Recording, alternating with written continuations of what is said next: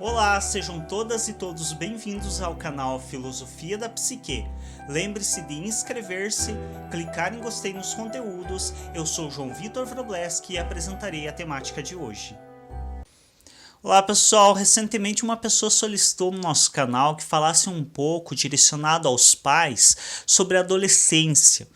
E a adolescência é uma fase que normalmente gera muitos conflitos entre cuidadores e o adolescente ou a adolescente. E por que isso ocorre? Então eu creio que primeiro, para entendermos melhor isso, é preciso entendermos o que é a adolescência. A adolescência é uma fase do desenvolvimento humano no qual as pessoas estão passando por várias modificações hormonais, emocionais e físicas. Ou seja, é uma bagunça total, literalmente. Então você tem uma sobrecarga hormonal, porque existem hormônios sexuais que estão sendo produzidos e que até então não se tinha, e são esses mesmos hormônios sexuais que vão desencadear mudanças corporais significativas. Um crescimento dos seios, no caso da mulher, o surgimento de pelos pelo corpo todo, às vezes, no caso dos homens, mudança de voz.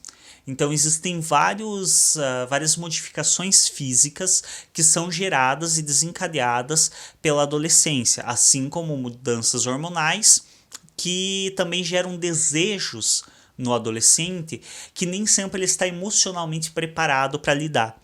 Então, como há uma produção de hormônios sexuais, o adolescente ele começa a ter um desejo sexual exacerbado. E aí também uma característica comum dessa fase que é a masturbação. E dessa vez, diferente na criança, que é uma masturbação autoerótica, ou seja, é um prazer dela para com ela mesma e com o corpo dela, no caso do adolescente é um prazer visando um outro, então é um prazer sempre fantasiando um outro. Outra questão que é comum na adolescência é uma ruptura com o que se tinha identificação até então. Então, até então, a criança tem uma identificação muito característica com a sua família, com seus familiares, com as pessoas mais próximas de si. Nesse momento, ela está criando uma personalidade própria. Então, ela tem uma ruptura significativa com a família deixa de ser algo tão importante e ela busca outros grupos. Então, percebam que a adolescência é uma fase de desorganização completa para o sujeito, porque ele está passando por drásticas mudanças que ele não está pronto para dar conta delas. Junto com isso, há toda uma sobrecarga social na adolescência, uma sobrecarga social de necessidade de aceitação, que é imposto ao adolescente pela sociedade, uma sobrecarga muitas vezes de relacionamento, tá namorando, nossa, mas não tem interesse em namorar. É a coisa mais estúpida que uma pessoa pode ficar perguntando e falando para um adolescente. Pior ainda para uma criança. Então aquela pessoa que faz esse tipo de brincadeira, chega para a criança, daí como é que estão as namoradas? Como é que tá o namorado? Corte na hora, porque isso não é brincadeira, isso é abuso. Não se tem esse tipo de conversa com uma criança. E quando você tem esse tipo de conversa com um adolescente, você só está sobrecarregando ainda mais ele. Porque você está colocando mais uma imposição social. E aí é uma fase também que tem imposição social de escolha de profissão, escolha de vestibular. Ou seja, é realmente uma fase de baderna total, de desorganização, de sobrecarga, de estresse, de tudo de mais complicado de trabalhar que você possa imaginar. E quando a gente começa a entender isso, fica um pouco mais claro por que é tão difícil de lidar, entre aspas, com um adolescente. Porque para o próprio adolescente é difícil de lidar com si mesmo. É difícil para o adolescente dar conta de tudo isso. É difícil principalmente para a mulher, no caso a menina adolescente, dar conta muitas vezes de um excesso. Ela já vinha sendo assediada sexualmente, mas aí você tem um excesso de assédio sexual, você tem muitas vezes um conflito com as amizades dela, com as pessoas que estão em torno dela, que ficam muitas vezes incentivando ela a coisas que ela não quer, como por exemplo manter um relacionamento. Então há muitos conflitos que o adolescente tem que dar conta. E isso gera situações extremamente sofridas para a maioria dos adolescentes. E por isso que torna-se muito complicado para os cuidadores darem conta dessa fase do sujeito. E como que um cuidador, uma cuidadora pode fazer para ter maior assertividade em dar conta dessa situação toda? O que você pode fazer, de maneira geral, é, primeiramente, já espera-se que tenha feito uma boa criação enquanto esse adolescente era criança.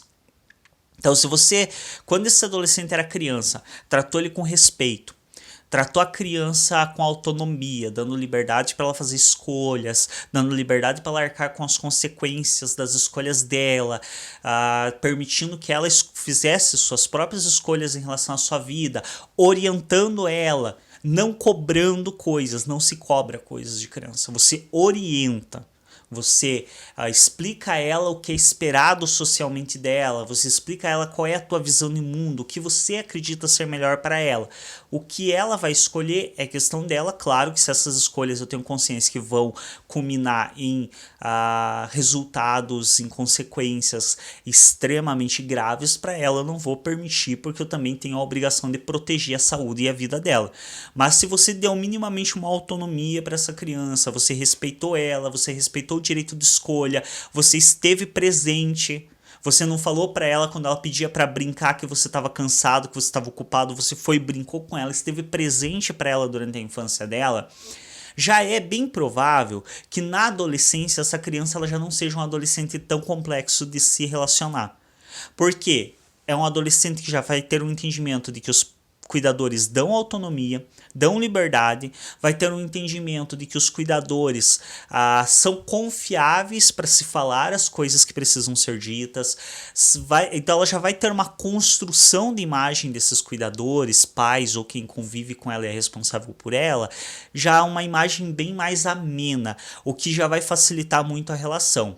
Se você proporcionar a esse adolescente uma infância ruim, sendo autoritário, mandando, determinando o que a criança tinha que fazer ao invés de perguntar a ela, desrespeitando a opinião dela, desrespeitando as escolhas dela, não permitindo a autonomia dela, dificilmente você vai conseguir endireitar isso na adolescência por conta própria. Até mesmo porque você não está agindo de uma maneira adequada. Então, a única solução, se você já proporcionou uma infância desse tipo para esse adolescente, só tem um caminho. Vai para terapia. Você, o adolescente, não precisa de terapia. É você quem precisa de terapia para entender por que você deu uma criação tão ruim para esse adolescente na infância. Então vai para terapia, se resolve com os teus conteúdos, entende o que é o outro sujeito, aprende a respeitar o outro sujeito, para aí você poder se relacionar de uma maneira igual com esse adolescente e poder talvez de fato conseguir uma relação mais amistosa e mais produtiva. Porque se você permanecer, se você já deu uma infância ruim para esse adolescente, dificilmente você vai conseguir trabalhar adequadamente na adolescência sem buscar ajuda. E aí a coisa só vai ir ladeira abaixo. Então primeiro vai fazer tua terapia, se resolve com os teus conteúdos, aí sim tenta manter uma boa relação com esse adolescente, com essa adolescente.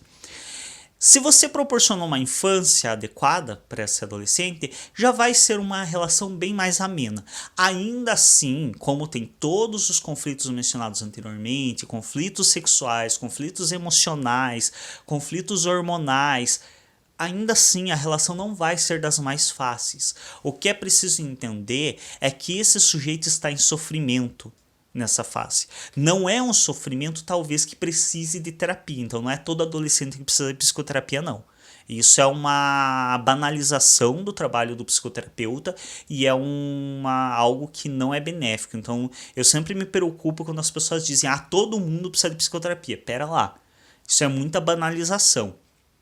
É importante a psicoterapia? Mas é preciso também entender que muitas das coisas que o sujeito vivencia, ele consegue dar conta pelo próprio funcionamento dele, pelas defesas dele, então também não dá para banalizar tanto.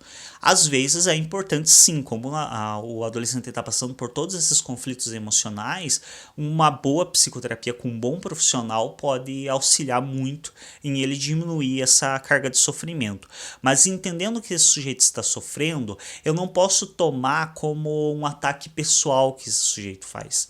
Então, quando o adolescente, ele, por exemplo, xinga os pais ou os cuidadores dele, não é um ataque pessoal. é muito do conflito dele com ele mesmo. Então, por mais que seja ofensivo para os pais, não é necessariamente em relação aos pais isso. Isso tem muito mais a ver com os conflitos internos desse adolescente do que necessariamente com a figura do pai e da mãe. Às vezes tem, mas é preciso que não tomemos tanto para o lado pessoal, que tenhamos um pouco mais de tolerância e entendimento de que esse sujeito está em conflito e, portanto, não está totalmente pleno para responder por si. Então é preciso ter um pouco mais de tolerância, exigir sim respeito, porque o respeito é necessário, não podemos também aceitar que a pessoa seja agressiva, que a pessoa faça o que bem entende, não é isso de maneira alguma, mas temos que ter um nível de tolerância bem razoável. O outro aspecto é entender que bater de frente com o adolescente é a pior decisão do mundo. É a coisa mais estúpida que você pode fazer. É a mesma coisa que jogar gasolina no incêndio tentando apagar. É a coisa mais estúpida que você pode fazer é bater de frente. Então é quando um adolescente diz que vai fazer algo, você dizer para ele não fazer. É a coisa mais estúpida que você pode decidir na tua vida, literalmente. Não se bate de frente com o adolescente. Por quê? Porque na fase da adolescência, como eu mencionei anteriormente, o sujeito ele está buscando sua independência, ele está buscando construir sua própria visão de mundo, ele está buscando construir sua própria personalidade, se descolando dos pais. Que bom! Se você espera que o adolescente permaneça com a tua visão de mundo, com o que você impôs para ele ao longo da infância como sendo certo, já está mais do que evidente que você precisa de terapia. Porque você está doente, literalmente. Uma pessoa que acha que o adolescente tem que seguir exatamente o rumo que ela considera melhor para a vida do adolescente está doente. Está seriamente doente. O adolescente ele tem que criar sua própria visão de mundo e ele por si decidir o que é melhor para sua vida. O que nós temos que fazer no caso de cuidadores é orientar. É dizer quais são as possíveis consequências das atitudes que ele está tomando, é explicar qual é a nossa visão de mundo e por que nós consideramos essa visão de mundo mais assertiva, mas não impor nada a ele. É o próprio adolescente que vai criar a sua visão de mundo. E aí muitos dizem, ai, mas e daí? Meu filho não vai seguir o que eu acho certo ou errado? Sério? Sério? Você realmente sabe o que é certo e errado? Muitas vezes, se você soubesse o que é certo e errado, se você tivesse uma noção das consequências na tua vida, você nem teria esse filho. Quantas crianças não nascem sem ser desejadas, sem ser planejadas? Sério mesmo que você acha? Porque, claro, você é Deus, você faz secar o mar e chover no deserto. Por que você acha que a tua opinião é mais valiosa do que a do adolescente? Por que você acha que você tem a solução para os problemas da vida do teu filho? Muitas vezes teu filho vai buscar orientação com um professor, com um colega, que vai dar orientações muito melhores do que as tuas. Nós não sabemos o que é melhor para a nossa vida. Então tudo que nós podemos fazer é apresentar a nossa visão de mundo, para que o outro busque julgar e classificar essa visão de mundo como sendo boa para ele ou não. Porque nós não sabemos de fato o que é melhor para nós e o melhor para o outro. Quantas pessoas que hoje são adultas não estão por aí vivendo em vidas que não apreciam, tendo serviços que detestam o que fazem, porque seguiram as orientações dos pais ao invés de seguir seus próprios desejos. Nós não sabemos o que é melhor para o outro, estamos longe de saber isso. Nós não sabemos nem o que é melhor para nós. Quantos conflitos nós temos no nosso dia a dia por não sabermos o que é melhor para nós?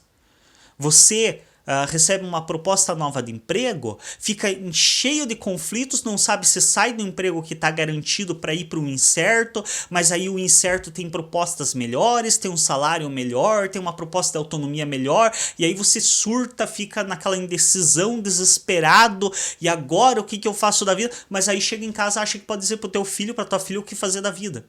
Se você não sabe nem o que fazer da tua própria vida. Então temos que ter esse entendimento de que nós não somos melhores do que o adolescente para decidir. Não. Ai, porque eu vivi mais. Teve mais tempo para fazer cagada. É o que a maioria faz. A maioria por aí que viveu mais só teve mais tempo para fazer mais asneira. Porque viver mais não é garantia nenhuma de assertividade. Aliás, está longe disso. Assertividade é determinada pelo raciocínio a respeito do que você está fazendo, pelo número de informações que você tem, pelo tempo que você pensa a respeito do que você vai fazer, pelas experiências que você já teve, sim. Agora, ter mais idade também não é sinônimo de experiência. Tem muita criança por aí que já viveu coisas que eu e você nem imaginamos ser possível sobreviver a certas situações e elas conseguiram sobreviver. Então não é porque você é mais velho que o teu filho que você tem condição de dizer o que é certo ou errado para ele. Nós temos sim que expor para as nossas crianças e para os nossos adolescentes qual é a nossa visão de certo e errado. Agora, não podemos achar que ele vai tomar como uma verdade. Que de fato essa criança e adolescente vai seguir o que eu estou dizendo. Se eu tive um posicionamento coerente com o meu discurso ao longo da minha vida e se as atitudes que eu tive foram benéficas para mim, esse adolescente ele vai tomar isso como exemplo. Ele vai olhar, putz, meu pai e minha mãe dizem que isso é certo, eles agiram desse modo ao longo da vida e tiveram uma vida feliz, tiveram uma vida contento e ok. Então eu vou tomar isso como exemplo para minha vida. Agora, se você teve ou atitudes incoerentes com o teu discurso, a primeira coisa que o adolescente vai olhar e falar, tá, mas você tá mandando eu fazer isso, mas é totalmente diferente do que você faz na tua vida, o que você sabe? E ele tá certo, você não sabe nada da vida. Se você é hipócrita no nível de ficar fazendo um discurso pro teu filho diferente das atitudes que você tem no teu dia a dia, você não sabe nada da vida. Então, se você tem atitudes coerentes com o teu discurso, mas as tuas atitudes te levam para um caminho de sofrimento, talvez esse adolescente também não siga o que você diz como certo e errado. Porque afinal, tá, você diz que é certo e errado tal coisa, mas você faz isso e você entra em um tremendo sofrimento e só se dá mal na vida por fazer isso. Por que ele vai seguir o que você está indicando? Sendo que muitas vezes ele tem outros exemplos no dia a dia dele que são muito melhores do que o teu exemplo. São pessoas que fizeram diferente de você e que estão tendo muito mais assertividade.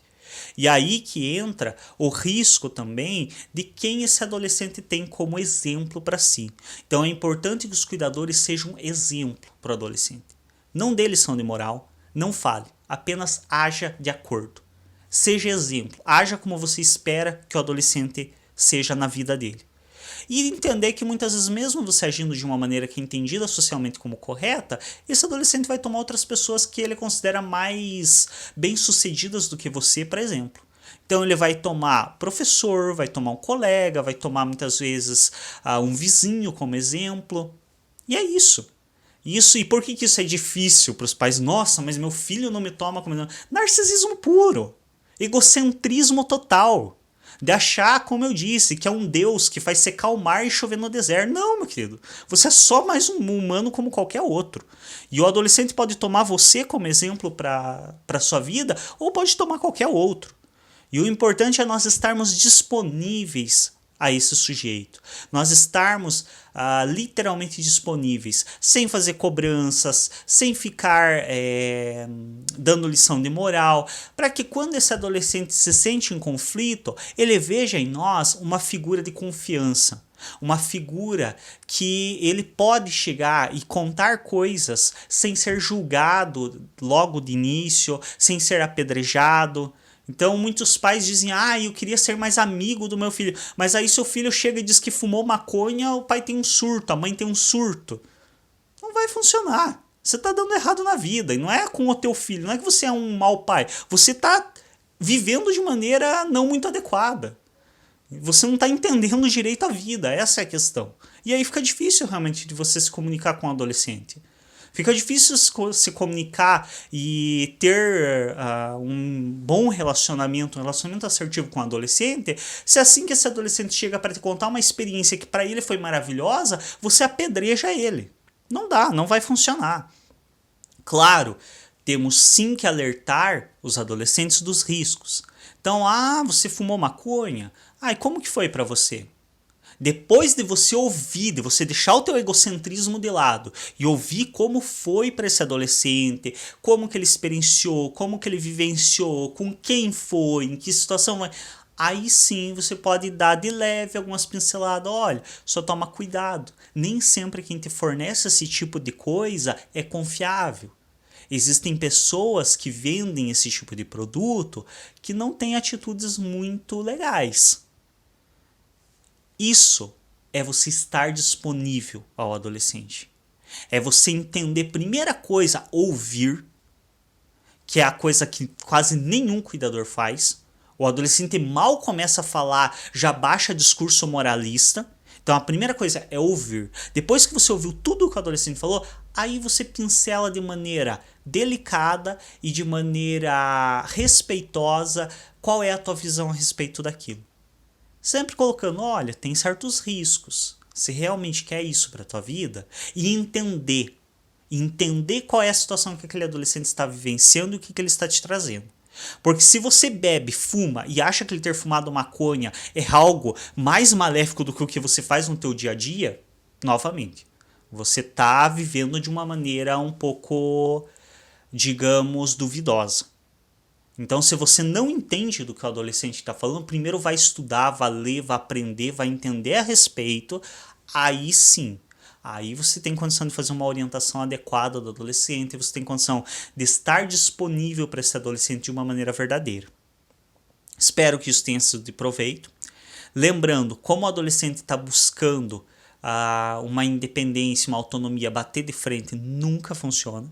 Então você tem que caminhar ao lado, você tem que estar disponível, você tem que literalmente agir como alguém de igual para igual. E entender que realmente você não tem muito mais do que ele para decidir sobre a vida, não. Então é trabalhar em conjunto e não querer se sobrepor ao outro, querer dominar o outro. Porque isso só vai gerar mais resistência, só vai gerar mais conflito e só vai fazer com que esse adolescente cada vez se distancie mais de você em um nível que você nem vai mais conseguir ver a cara dele. Vai ser aquele adolescente que chega em casa, vai pro quarto, sai do quarto, sai de casa. Não conversa com ninguém, não vivencia nada com ninguém, porque ele não tem o que vivenciar. Se você é uma pessoa que apedreja ele a qualquer coisa que ele faz, se você é uma pessoa que fica tentando se impor em cima dele, não tem nenhum motivo para querer estar ao seu lado, para querer conviver com você. Então, ter um entendimento de igualdade não é apenas fingir que você está agindo de igual para igual, mas é entender que realmente você age de igual para igual, porque você não é nem um pouco mais esperto, mais inteligente ou mais experiente que um adolescente. Não. O que determina a tua esperteza, a tua experiência são outros fatores. Não é tempo vivido, porque você pode viver uma vida inteira sem fazer nada de produtivo.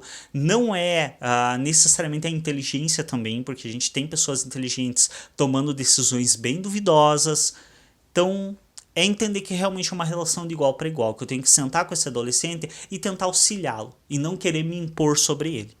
É isso. Obrigado pela atenção nesse vídeo. Se não for inscrito ou inscrito no nosso canal, se inscreve, clica em gostei nos vídeos e até um próximo.